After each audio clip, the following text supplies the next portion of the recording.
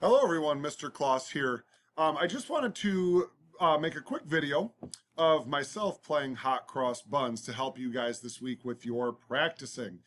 So this is the trumpet video, and I'm going to play each of the notes that are used in hot cross buns, show you how to play those notes on the trumpet and what the fingers are, and then we are going to play the song a couple times so you can hear how it goes. So hopefully this helps you for when you're working on this music this week at home.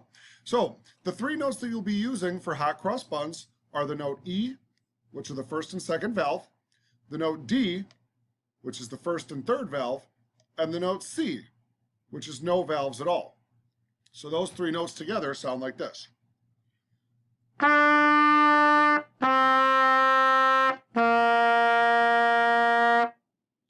So those are the three notes. Now in this song, something that's sort of new to us is half notes. Half notes are the notes that are not filled in, like the quarter notes, which get one beat.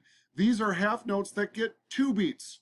So the circle that's not filled in with the stem, each of those notes are worth two beats. So when you play the beginning, each of those notes are going to be two counts long. 1, 2, 3, 4, 1, 2, rest, rest. Okay, here we go. So let's hear how this sounds all together. Number 17, hot cross buns. 1, 2, ready, go.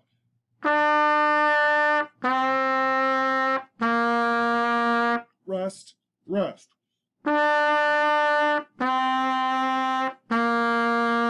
Rest, rest.